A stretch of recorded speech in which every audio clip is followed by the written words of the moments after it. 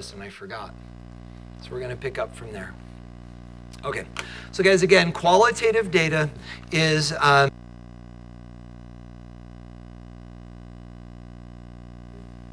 so guys, if one type of data that we're going to collect is qualitative data, because the other type of data is quantitative data. Are you the last one that needs it?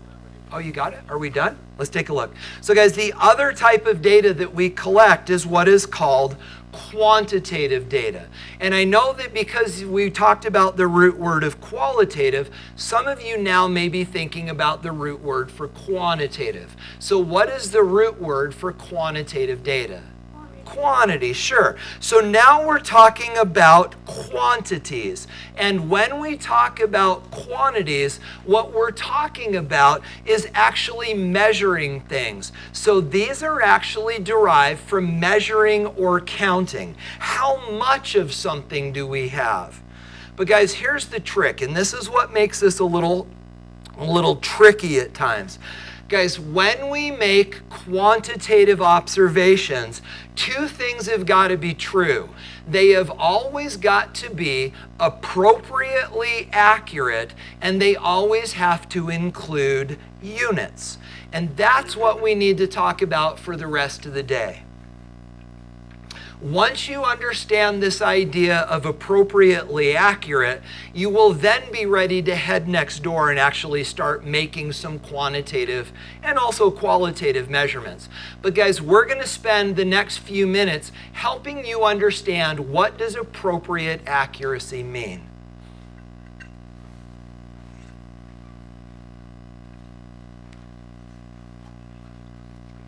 Bingham, were you by yourself when you... Wow, that was amazingly loud. Would you mind getting rid of your headphones? You don't know who is... Does anybody know who is sitting next to Bingham? Does anyone know who is sitting up front here? Stuart and Eli? Thank you. What about... Josie, do you know who... Was someone by you?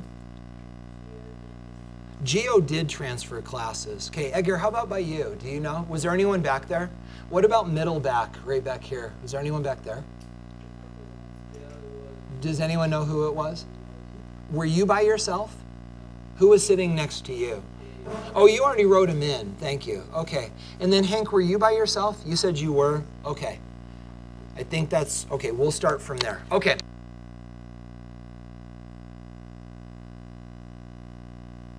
Accuracy, and we need to talk about units. And guys, bottom line is units sort themselves out. So if we're going to take a tape measure, and if we measure how long or how wide is the table, the units are given by the device. It's going to be in inches or feet.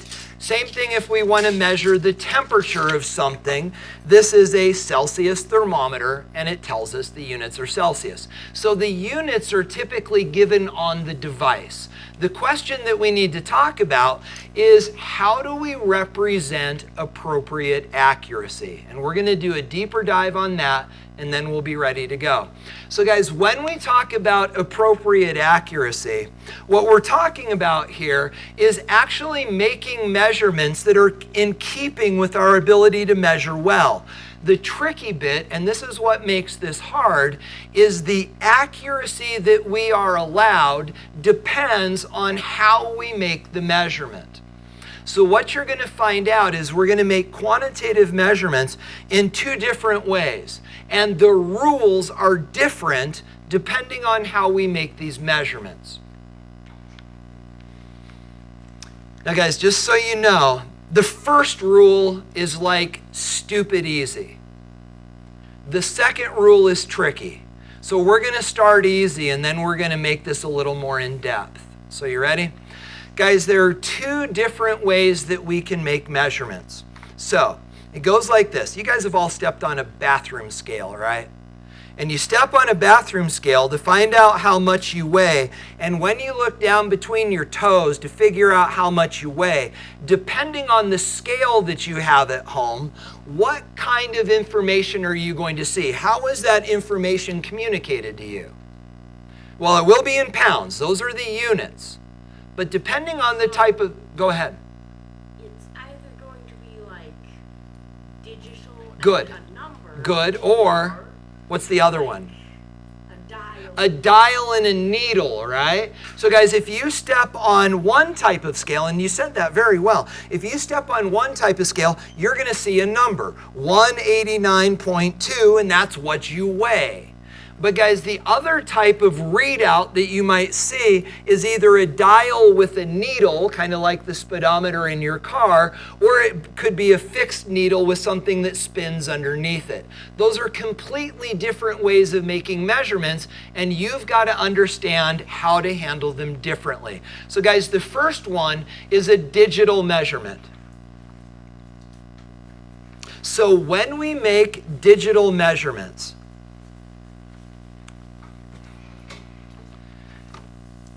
this is as easy as it can possibly get. You just write down the number. When you're making a digital measurement, all you got to do is write down the number. So if I get on the scale and it says 189, I'm 189. If it says 189.2, I'm 189.2. You just write down the number.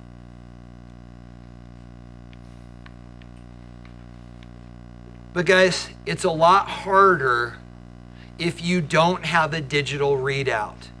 We call this measuring against a scale.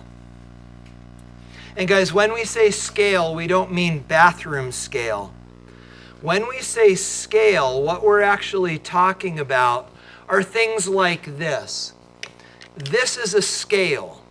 A scale is a series of units strung out in order against which you can make a measurement. So if you want to know how tall I am, you need a scale to figure out how tall I am.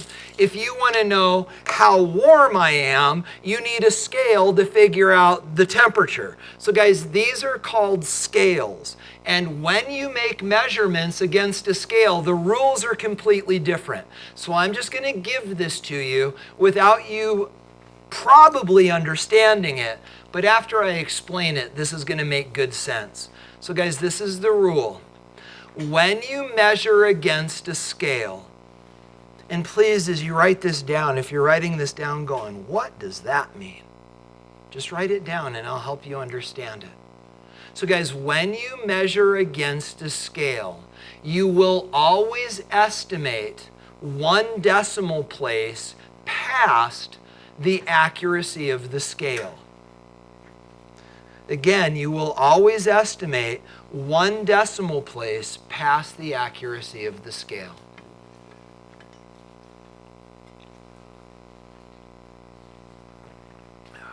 There's nothing sadder in life than the last sip of coffee. It's gone. I don't know if I'm going to be able to make it. We're going to switch to water. Okay. So guys, what does this mean? What does this mean to estimate 1 decimal place past the accuracy of the scale? Let me show you. I suspect you can explain it, but I asked the question rhetorically. It's where we're going next. So what does it mean to estimate 1 decimal place past the accuracy of the scale? Let me show you, and then let's see if we can figure it out. But before we do, we're going to start here. So guys, let's pick the easy fruit first, and then we're going to go after the harder concept. So you ready? This almost gets a little childish when you think about it. So when you measure with a digital scale, all you have to do is write down the digits that are given.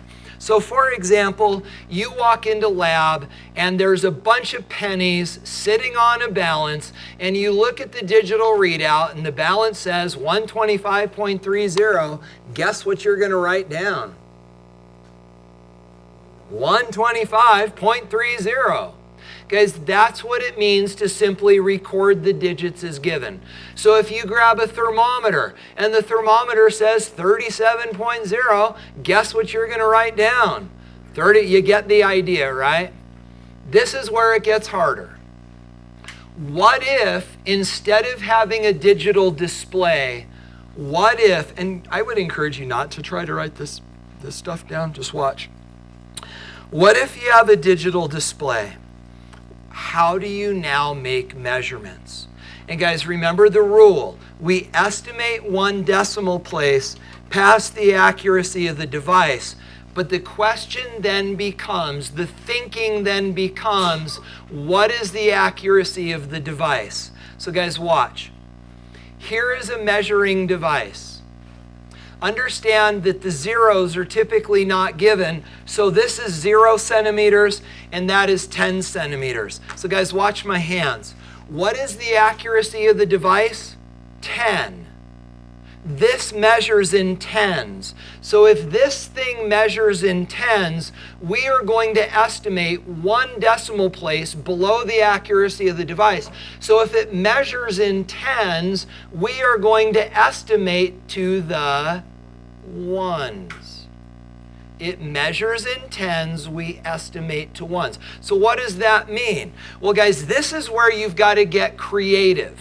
So here's what we're going to do. We're going to measure the length of this yellow rectangle. Now remember what we already established. This thing has units of tens, so we're going to estimate to ones. Guys, this is where this gets tricky, because the idea is this. Here's how I like to do it. If this is 0 and this is 10, then about there is 5. So if that's 5, then it goes 6, 7, 8, 9, and kind of 10. Right?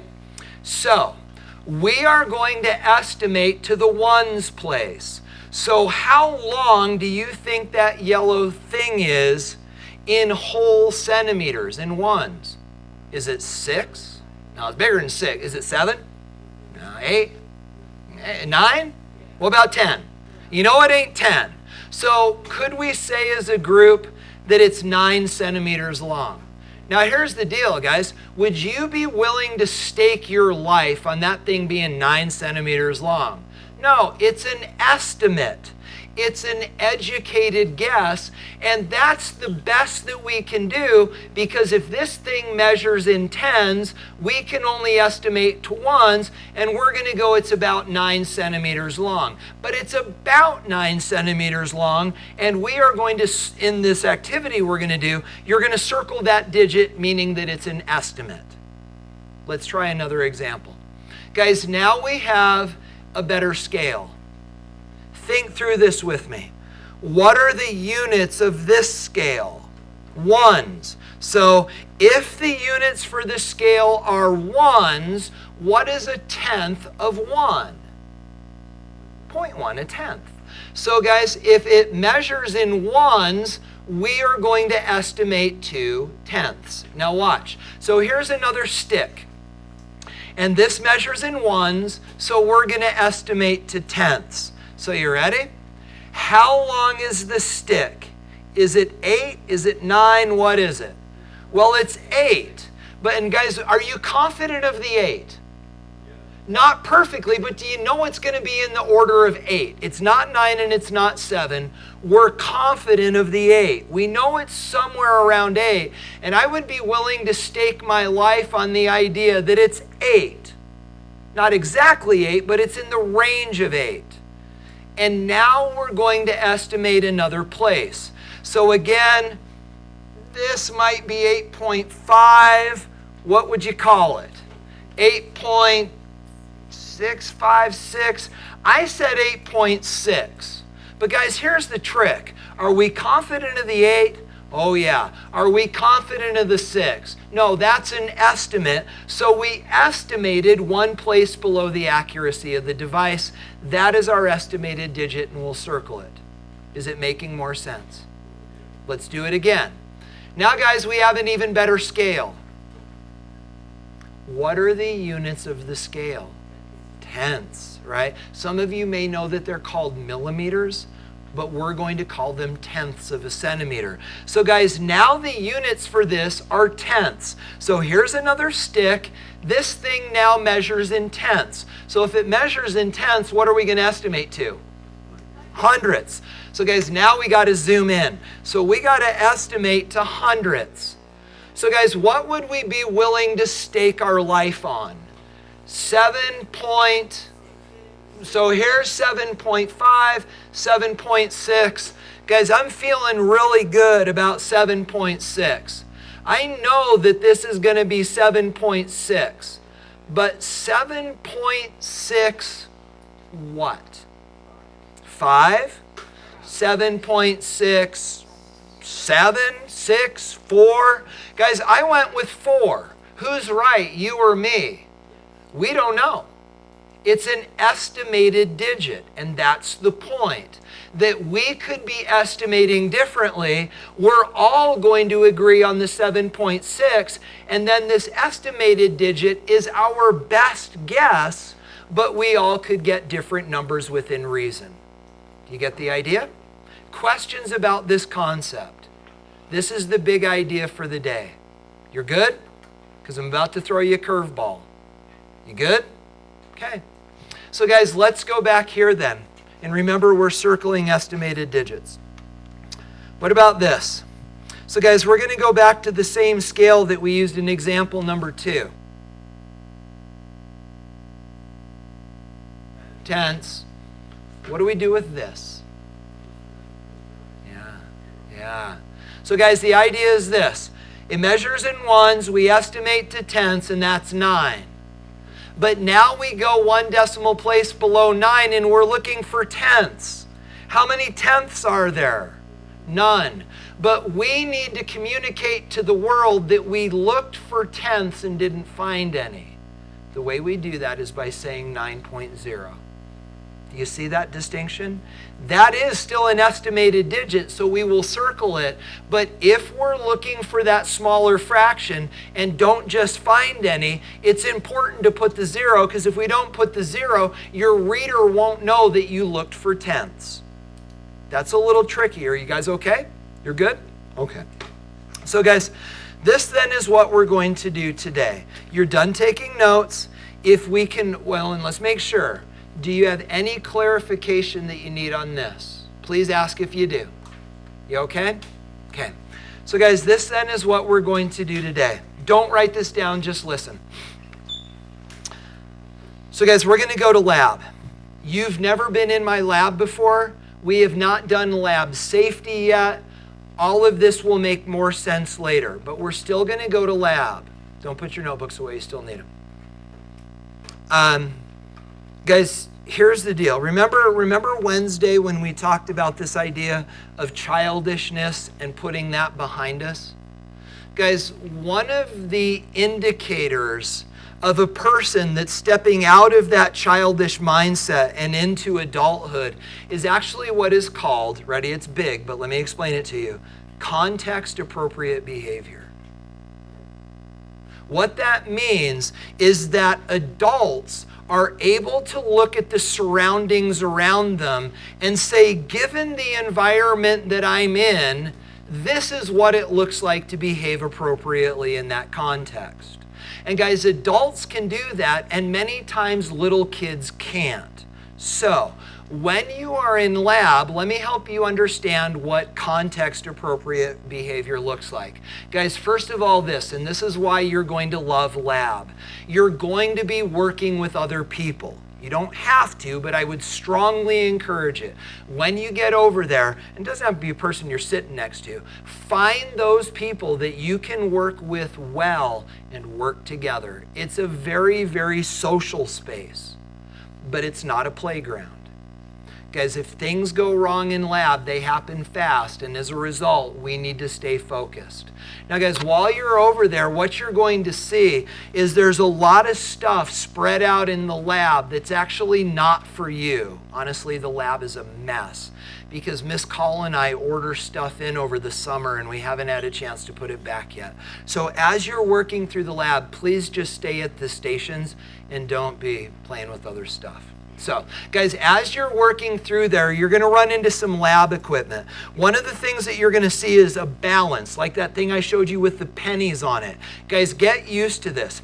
Anytime you walk up to a balance, imagine yourself shaking hands with the balance. In the same way that when you approach a person, you shake hands or the bro hug or whatever you do, but you have a greeting for each other. Guys, when you greet a balance, the first thing that you do is hit re-0. Don't do it just every time you walk up to a balance, hit re-0, because whoever used it last might have messed it up. Hit re-zero every time.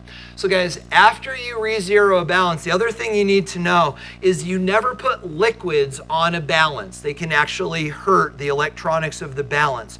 So what you're going to see on a balance is actually what's called a weighing boat. It's a little plastic tray. What you can do is put the weighing boat on the balance, hit re-zero, and then you can put the liquid in the weighing boat and then weigh the liquid, which you will be doing.